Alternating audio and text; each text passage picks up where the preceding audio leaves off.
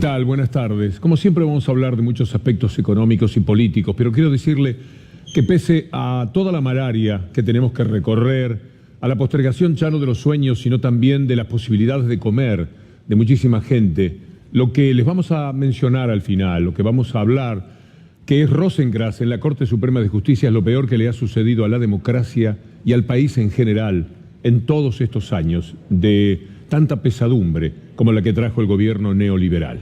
Pero eso será al final, porque antes queremos recorrer con ustedes todas estas marchas de la bronca, tanto dolor, en tantas calles de Buenos Aires y de la República Argentina, 1000 ollas populares a lo largo del país, mostrando las dificultades que hay para comer.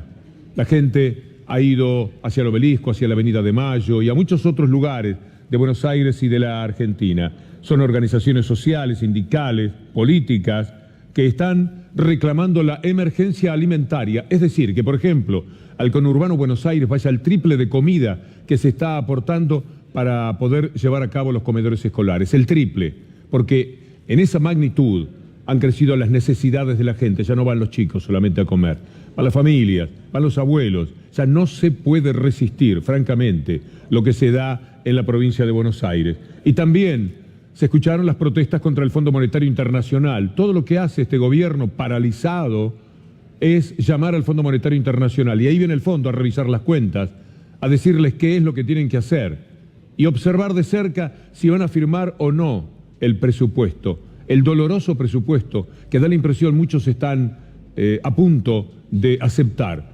Están los que seguramente dirán que no. Y siempre tenga presente, todos los que no voten este maldito presupuesto son los que están a favor del pueblo. Y todos los que voten a favor del presupuesto son los que están en contra. Para ir entendiéndonos en términos políticos, que el gobierno tiene enormes limitaciones para comprender al pueblo, eso ya se sabe. Pero que también los sectores de la oposición recorran ese camino, da mucha vergüenza y provoca enorme dolor. Ahí están los senadores, los gobernadores, que serán los que instruyan también a los senadores, etcétera, a la hora de votar. Todos los que no voten el presupuesto tendrán que ser tenidos en cuenta como aquellos que han respetado al pueblo en su reclamo de que no sea el Fondo Monetario Internacional. Nadie votó a Christine Lagarde. Nadie pensó que iba a ser el Fondo Monetario Internacional el que frente a la ineptitud de Macri, de Duhovne y de todos ellos se iba a hacer cargo de nosotros, porque el Fondo Monetario Internacional no es bueno. Lo podrán presentar de mil maneras, pero de la única forma en que no pueden hablar de eso es de que sean generosos con nadie, en ninguna parte del mundo. Por donde pasan ellos es lo mismo que aquel personaje bárbaro de la historia, Átila. Es exactamente lo mismo, por donde pasa el Fondo Monetario Internacional. Las consecuencias son así de devastadoras. En Moreno hay vigilia. Siguen pidiendo, reclamando de la gobernadora María Eugenia Vidal un poco de sentido de justicia. Y sobre todo que aparezca, que dé la cara, otra vez la vigilia. Por Sandra, por Rubén, otra vez Moreno, dando en medio de una cierta indiferencia periodística, usted lo está viendo en C5N por suerte, cuenta de todo lo que se padece cuando, además del dolor, uno no encuentra ni siquiera la reparación de la justicia. Por eso es que nos llama la atención, aunque duela, verlo a Macri huyendo poco menos, desapareciendo de la escena, metiéndose en un auto cuando le gritan cosas en Florencio Varela. Lo ideal sería que Macri se ponga de frente a su gente, le diga qué pasa y trate de dar explicaciones, como cuando salían de timbreos. No salían de timbreos y la gente los enfrentaba y Macri decía, ¿puedo pasar al baño porque era gauchito? Bueno, ¿por qué no es tan gauchito ahora? Mire lo que pasó hoy en Florencio Varela. ¿Sabés que estás en uno de los barrios más pobres de Florencio Varela? ¿No? Que venís a refugiar aquí. Allá estamos todos cagados de hambre. Traidor.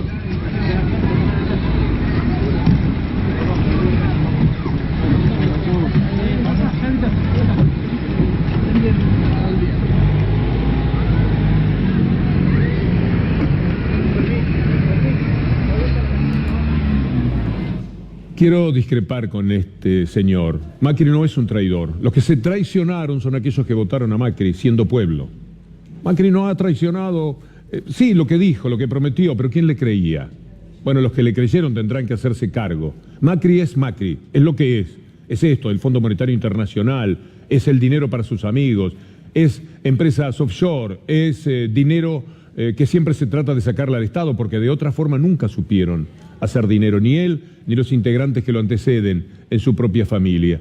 ¿Traidor Macri? No, la gente se traicionó, el pueblo se dio un balazo en el pie, sino en el corazón, para decirlo de una manera más directa. Pero frente a este panorama de la provincia, María Eugenia Vidal trata de ponerse las pilas y ver qué puede hacer para que la situación no se le vaya totalmente de las manos, como da la impresión que ya ha sucedido. Refuerza medidas sociales después de los robos en los supermercados. ¿Por qué siempre llegan tarde? ¿Por qué la gente tiene que tratar de sacar algo para comer? Pero además, ese refuerzo merece rápidamente la refutación de una legisladora, Victoria Tolosa Paz, que mire lo que aclara sobre la ayuda que pretende dar María Eugenia Vidal. 15%, 933 pesos solo para los 9.000 jubilados del IPS, que hoy cobran 6.220.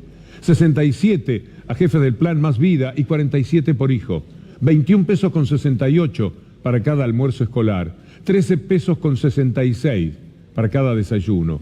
La provincia está en terapia intensiva y Vidal entrega aspirinas. Y no se puede discutir esto. Como también son aspirinas los 1.200 pesos del bono para quienes reciben la AUH. Hay quienes han sacado cuentas. El gobierno oficializó el pago del bono de septiembre en la AUH. Para cada persona que en cada familia recibe la AUH, estamos hablando para cada persona de 5 pesos por día. 5 pesos por día. Eso es un bono. Eso es humillar a la gente. Eso es no tener el mínimo respeto. Pero claro, no pueden sacar dinero de ningún lado. Si el Fondo Monetario Internacional es el que está sentado de este lado del mostrador y esos tan solo están para dar explicaciones, que los está enfermando a algunos de ellos. Mire lo que pasa en Mar del Plata. Los comedores son atendidos siempre por gente muy generosa. La verdad que provocan una gran solidaridad. Por primera vez en 25 años un comedor no tiene comida para los chicos. Estamos en la lona, la crisis es muy fuerte y me siento impotente, contó Susana, quien lleva adelante La Esperanza en el barrio Pueyrredón desde 1993. Escuchemos a Susana, porque la llamamos. Soy María Susana Núñez, de Comedor La Esperanza, 25 años de labor. Quisiéramos que tengamos la carne, que no la tenemos. Estamos necesitando muchas cosas. Todo lo que puedan colaborar, lo que sea, será bien recibido y bienvenido a la gente. Tenemos más chicos que antes, tenemos 50 niños en total. Ya ahora estamos por levantar 10 más porque la situación está crítica. La muy conservadora ciudad de Mar del Plata. A veces esto se explica porque dice que mucha gente de edad se va a vivir a Mar del Plata. Por supuesto que no son todos iguales, pero eso sería lo único que puede explicar que Arroyo, un hombre de una mediocridad que subleva, pero que además tiene un criterio bastante nazi de la vida, fue electo para llevar a cabo la ciudad. Y entonces ahora, frente al hambre y el costo del pan, sacó un comunicado, sacó un aviso para las carnicerías. ¿Lo podemos ver? 39 pesos el kilo de pan. Ah, bien, 39 pesos, está 80, está 90 pesos. Esto es muy bueno, mire, pan 39,50 el kilo, todos los días. Ahora mire la cifra, 20 kilogramos de pan francés por día en cada panadería adherida. ¿A usted le parece que esto es posible? Tiene razón Gastón Mora, hombre de los panaderos de Avellaneda, presidente de la Asamblea, cuando ayer nos decía esto que volvemos a escuchar. Anuncian con bombos y platillos, pero no te dicen el trasfondo que te dan 20 kilos de pan nomás. O sea, vamos a llevar a la gente pobre a que venga a las 5 de la mañana a hacer una cola, a denigrarla, para que puedan acceder a un pan de 40 pesos. Estamos todos locos. Están jugando para la foto, entonces en la foto grande dicen acuerdo de pan social 39,50. ¿Cómo 20 kilos? 20 kilos por panadería es el acuerdo. Y nomás es lo que acabamos de leer como paliativo en la ciudad de Mar del Plata. Y además tenemos la situación expulsiva que se vive en las ciudades importantes, particularmente en Buenos Aires. Ya el presupuesto ocupa más de medio sueldo en el alquiler. Esta es la realidad para la mayor parte de la población de la ciudad más rica del país. Más de la mitad del salario se usa para pagar el alquiler. Después están los gastos, está la luz, está el gas, hay que comer. Hay que comprar alguna ropita, ¿quién lo puede conseguir hoy día? La situación es muy lamentable, muy dolorosa. Al ser uno más o menos conocido, andar por la calle y tomar contacto con la gente, le digo que estos son días muy difíciles, porque la gente se acerca con una enorme tristeza. He estado delante de personas que se ponen a hablar y rompen en llanto, un llanto desconsolado, porque no pueden más con la situación y porque además se dan cuenta cómo es que se lo están haciendo y por qué es que está ocurriendo. Y después están los que se lamentan porque no pueden traer carne japonesa. Usted sabe, la carne japonesa hay una carne muy especial, que es muy rica y muy cara. Bueno, la suba del dólar frena la llegada de la carne premium japonesa. Mire qué lástima. Qué lástima, cómo podríamos tenerla en cuenta en el conurbano bonaerense, donde seguramente estarían fascinados de poder recibir la carne premium japonesa. Esto es lo que está pasando. A los comercios les costará hasta $200 el kilo. Mire, hay gente que podía pagar $100 y $150 el kilo. Ahora se le fue un poquito más caro, $200 el kilogramo de carne japonesa. ¿Quiere un guiño de complicidad? Escúchelo a Macri un poquitito hablar en japonés. Konnichiwa, soy Mauricio Macri, presidente de la República Argentina. Arigato. Konnichiwa, soy Mauricio Macri. Pero lo que pasa es que si estamos pendientes de traer carne de Japón y bananas de donde sea y naranjas y frutas y todo lo que ya sabemos que se importa, estamos entrando en una situación que una gran película, inolvidable, seguramente la vio, de Fabián Bielinski, notable, desaparecido, creador cinematográfico. En Nueve Reinas había un pequeño diálogo. La película es del año 2000. Mire cuánto se parece lo que vivimos ahora a aquel tiempo de tanto dolor. Sí. Elaborado en Grecia. Este país se va a la mierda. Una pequeña frase, pero que era una síntesis de lo que estaba pasando en aquel momento. Y anoche Alejandro Berkovich presentó un programa con mucha relación a lo que ayer hablábamos de los préstamos UVA, de los préstamos hipotecarios UVA. Fue dramático el seguimiento de ese programa que realizó Alejandro Berkovich. Primero recordemos muy brevemente, un pedacito nada más, a Macri anunciando por todo lo alto la maravilla que iban a ser los créditos UVA. Anunciar créditos hipotecarios a 30 años.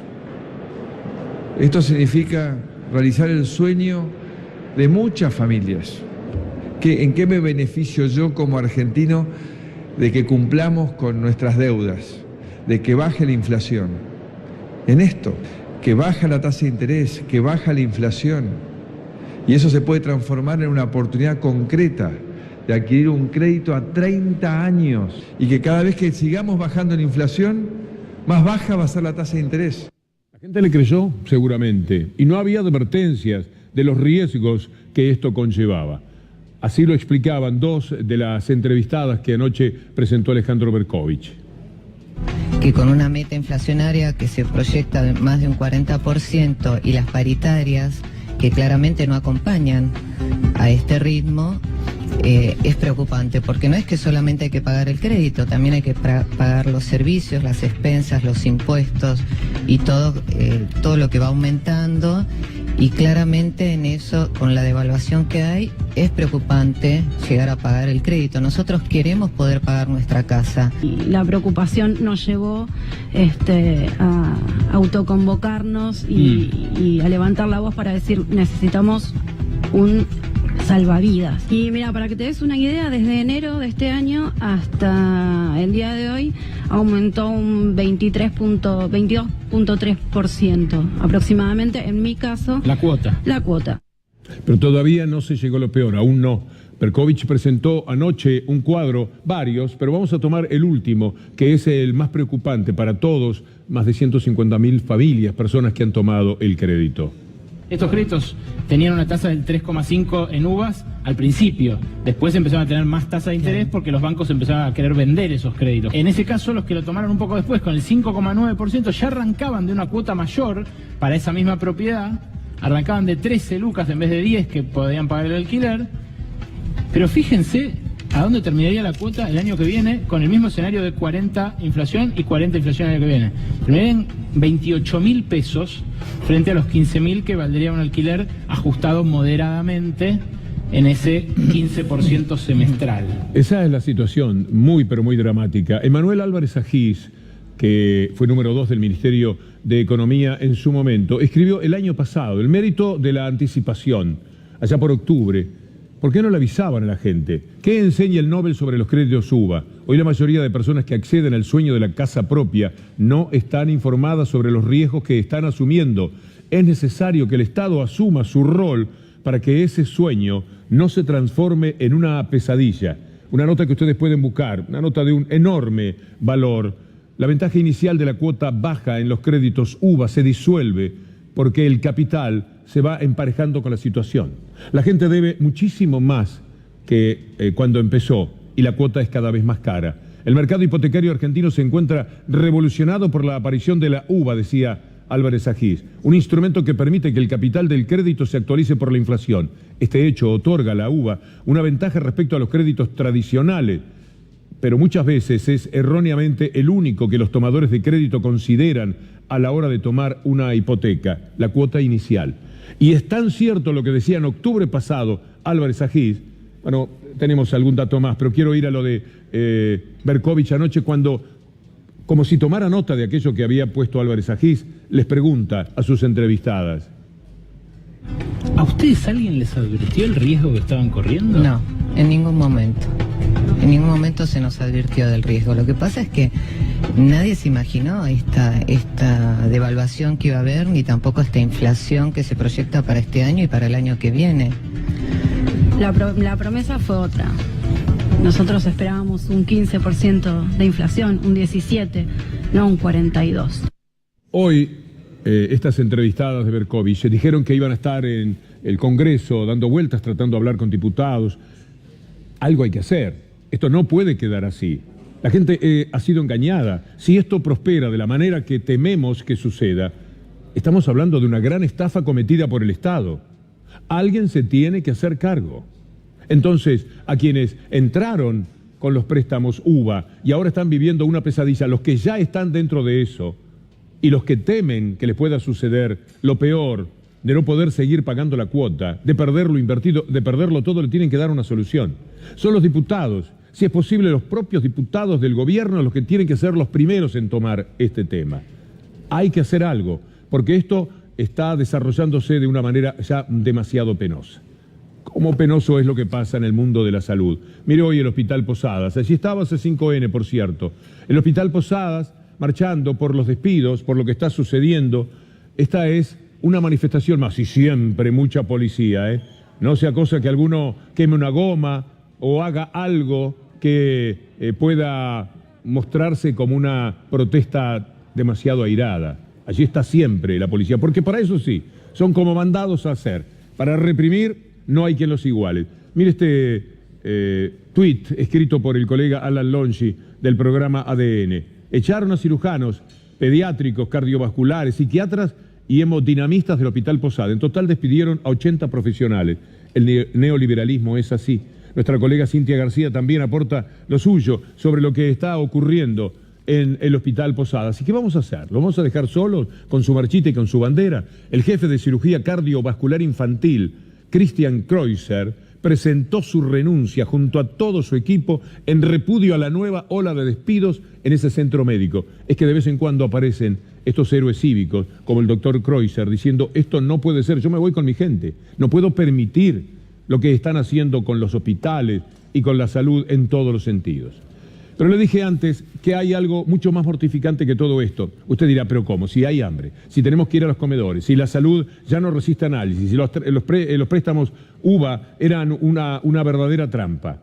¿Qué puede ser peor que esto? Bueno, la continuidad y el hecho de que se vuelvan impunes frente a todo lo que están haciendo. Y esto es lo que han conseguido ahora, llevando a Rosenkrantz a la presidencia de la Corte Suprema de Justicia. El personaje es una vergüenza y le vamos a mostrar por qué. La primera que se lo dijo en la cara es la senadora provincial María Teresa García. Íbamos caminando por un pasillo y una persona, lo vimos de lejos, lo increpó severamente. Cuando preguntamos si era Rosenkrantz, nos apersonamos y en particular le dije que no tenía vergüenza, que era un sinvergüenza, que en realidad había dictado un fallo sobre la sangre de los argentinos, los familiares y 40 años de lucha de este pueblo.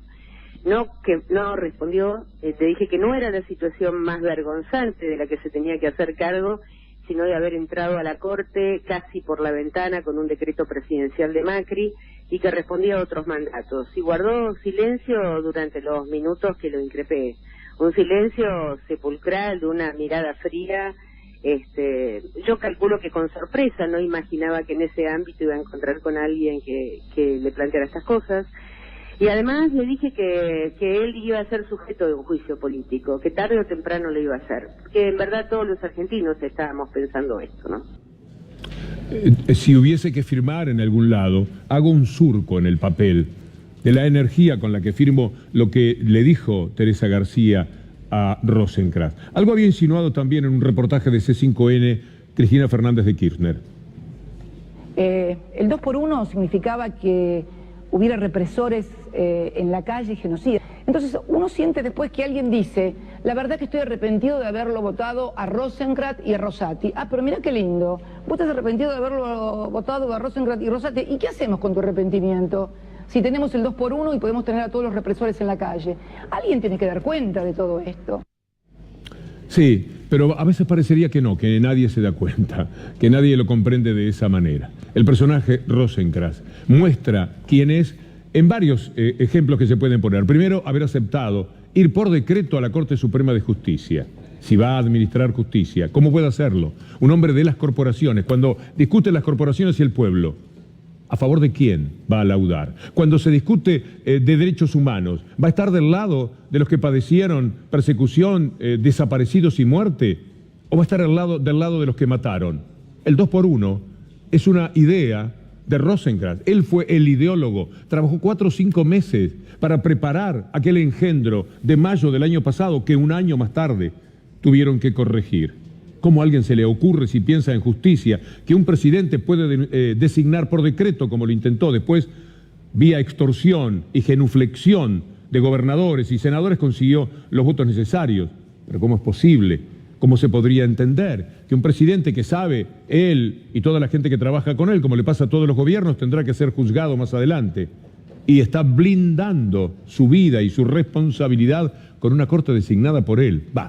Designada en realidad por Clarín, porque este hombre además participó, Rosenkrantz, participó en la ley de medios a favor de Clarín. Por supuesto, trabajaba a favor de la corporación que se ha quedado con todo en el país. Nunca había visto a una persona, en este caso un señor Mañeto, que pueda ponerle rueditas a un país y llevárselo a donde él quiera, porque lo está llevando a lo peor que uno pueda imaginar. Esta Corte Suprema de Justicia ya es superar todos los límites, ya es pasarle por encima a todo. Mire, hoy Macri, después se lo voy a contar, quiere ascender a Fraga, Andrés Fraga, un juez que fue el que lo liberó del tema Panama Paper. Todas las hacen. Sabe que esto es el poder. ¿Sabe por qué es el poder? Porque ellos lo hacen sabiendo que nosotros nos damos cuenta y no les importa. Este es el jefe, este es Andrés Fraga. Este es el personaje que ahora Macri está pidiendo que lo asciendan, que lo pongan en un lugar más importante en su carrera. El premio a haber dicho que nada menos que los Panama Papers no eran ningún problema. Otros renunciaban en algunas partes del mundo. Macri conseguía un juez de este talante. Mire lo que hizo Rosenkrantz para avanzar sobre el personaje. Rosenkrantz trabajaba para Clarín. Tenía en su currículum, cuando uno pensaba que Mañeto lo iba a mandar a la Corte Suprema de Justicia, que él trabajaba para Clarín, para Nación y para todas las corporaciones. Cuando él ve que lo están designando, borra su currículum. ¿Usted lo puede creer? Este es el personaje en cuestión. Esta es la condición moral y ética del hombre que se hace cargo de la presidencia de la Corte Suprema de Justicia. Mírelo. Yo serví 678 y me sirvió para ver, por ejemplo, mostraban el estudio de Rosenkrantz, cómo después sacaron a Clarín entre sus clientes. De los clientes y a Cablevisión. Sitio oficial, Bouzat Rosenkrantz y Asociados, abogados. Nuestros clientes, Cablevisión, Grupo Clarín, La Nación, La Rural Predio Ferial de Palermo. Pero unas horas más tarde, esta información fue eliminada de su página. Veamos. Entramos en Bouzat Rosenkrantz y Asociados, buscamos la pestaña Nuestros Clientes y no, acá no está. A ver, acá hay un PDF. Ahí están, Nuestros Clientes, pero el Grupo Clarín no, ya no aparece. De esto son capaces. Estamos en las peores manos. Se trata de la justicia. Si no hay justicia, imagine cuál es el destino de los casi 30 presos políticos que hay hoy día en la Argentina cuando los temas llegan a la Corte Suprema de Justicia. Imagine lo fácil que será la vida para Macri, cuando si ya una corte automática le perdonó los contrabandos y todos los delitos que había cometido en los 90, imagine ahora una corte designada por él, ya no solamente una corte amiga, una corte adicta, sino una corte propia. Es inadmisible. ¿Y qué problema podría correr en todos los negociados que hace Clarín? Ahora que, por ejemplo, va a ser denunciado seguramente por Telefónica internacionalmente y el país, usted tendrá que hacerse cargo de miles de millones de pesos que el país perderá por la protesta de Telefónica, por los negociados de Mañeto y de Macri. No corren ningún riesgo. Esto es muy fácil. Y bueno, ya que estamos hablando del grupo, digamos que era puro grupo al parecer, la excavación que se desarrollaba en la Patagonia. Les debo para mañana el doctor Barcesat, que también habla de este tema de Clarín, pero hoy ya nos fuimos demasiado largos quizás con este tema que será diario, le prevengo, porque de esto hay que hablar todos los días. Cuando usted pide un café en el bar, un café, una lágrima, y Rosenkrantz es el presidente de la Corte, ¿qué le parece? Y el mozo se va, pero hay que decirlo. Hay que estar permanentemente participando de estos temas. Es necesario, nos necesitamos los unos a los otros. Le decía de los medios, el Grupo Clarín parece que da por finalizada la búsqueda, las excavaciones hechas en lo de Lázaro Báez. Mirá. Hoy se cumple el 5º día desde que empezaron a trabajar. Vinieron con la idea de encontrar plata enterrada, dinero negro. La orden la dio el juez Bonadío, que investiga los cuadernos de la corrupción, y no encontraron nada de eso. Hoy van a terminar, no vieron una moneda, pero lo que sí encontraron es que alguien se les adelantó y estuvo cavando, haciendo pozos, tal vez unos 20 a 30 días antes. Alguien entró con una máquina pesada, con una oruga, y nos contaban los peritos que están trabajando desde hace 5 días, como te digo, que encontraron por lo menos 12 pozos hechos, y 2 de esos 12 pozos eran perfectamente cuadrados. Esto le llamó la atención a los investigadores, estaban vacíos. Algunos suponen que en esos pozos cuadrados, perfectamente hechos, había, por ejemplo, cajas de seguridad. Esto no ha sido confirmado aún. Lo que sí van a hacer ahora es analizar el piso, a ver si había alguna sustancia compatible con metal. De cualquier manera, lo que vinieron a buscar, Agustina, no lo encontraron. No había nada. Había pozos, es decir, cavaron en varias hectáreas buscando el tesoro y después descubrieron que había pozos hechos por ellos mismos. Fíjese lo difícil que hubiera sido para cualquiera hacer pozos y sacar cosas, porque la tierra estaría removida. Mire todo lo que hay que mover. Mire las toneladas de tierra que han sacado, en algo que por supuesto es un costo que asumimos todo, porque a Bonadío se le ocurrió que la teoría de Bullrich, la disparatada teoría de Bullrich, podía ser cierta. Y entonces deben haber inventado que vinieron 3 personas y les dijeron, mire, nosotros tenemos, como en la batalla naval F5, tenemos el lugar donde está el tesoro, vayan a buscarlo. Y eso sí, me reservan el 10% de recompensa por lo que allí encuentren. Y fueron. Había excavado Marijuán con sus famosas camperas y con las cámaras de TN, media Patagonia. No les alcanzó, fueron de nuevo a lo de Báez, con un costo impresionante. Hay que mover todo eso, y esos trabajadores. Báez quizás alguna vez pensó esconder dinero, pero ¿para qué esconderlo si lo podía poner en Suiza? Y además, si escondía el dinero, ¿cómo lo sacaba después? 10 metros, 15 metros bajo tierra. ¿Cuándo lo sacaba? ¿Y qué hacía con la gente que se enteraba de que él tenía un tesoro enterrado? Y que podía ir a buscarlo en cualquier noche, con una banda, con, qué sé yo, con 10 personas toman una estancia y cavan lo que quieren y se llevan el tesoro que tenía escondido. O lo cuentan en una noche de copas. ¿Sabés dónde está el tesoro de Báez? Yo te lo puedo decir, si yo lo escondí. ¿Usted sabe que nos llevan a esto? De la mano de Bonadío. Bonadío se sabe que no puede estar menos que Chapita. Pero ¿cómo está Patricia Bullrich cuando uno escucha que ella es ideóloga de esta búsqueda de los containers? ¿Le hablaron alguna vez de camiones que entierran dinero en lugares amplios o escampados? Sí. Sí, y los vamos a ir a buscar. ¿Alguna de las fuentes que llamó le habló de containers desusados? ¿Cómo? Enterrados. Containers enterrados. Sí. Sí, hay información sobre digamos, cuando uno mira la serie de Pablo Emilio Escobar Gaviria, ¿no? El máximo narcotraficante de la historia mundial, se le pudría la plata de tanto que tenía cuando en el último tiempo estaba escapándose, iba a buscar la plata y estaba podrida, porque la enterraban, que hay mucho en cajas o que hay mucho que todavía lo podemos encontrar. Estamos convencidos. Bueno, diga que tenemos un primero en C5N en 1 minuto, si no daba para hablar un poco más. Tan solo quiero cerrar la columna de hoy hablando de la credibilidad de este periodismo. Mire usted este tuit que se corresponde con una nota importante escrita en inglés.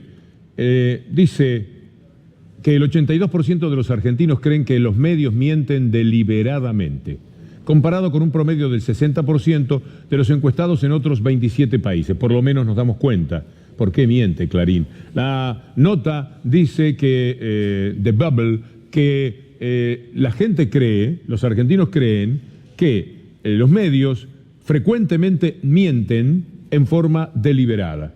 Y esto se corresponde con una nota que encontramos en Le Monde, que era una parte sustancial de la columna y que vamos a desarrollar mañana. Tiene que ver con Nisman. Le Monde se ocupa de Nisman. En Argentina, el misterio Nisman.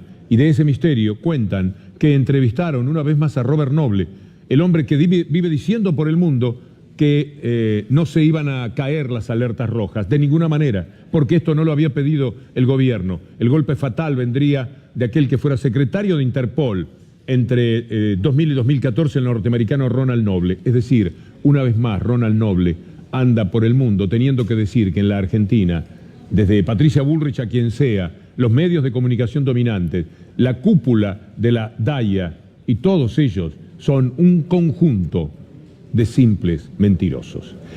Muchas gracias.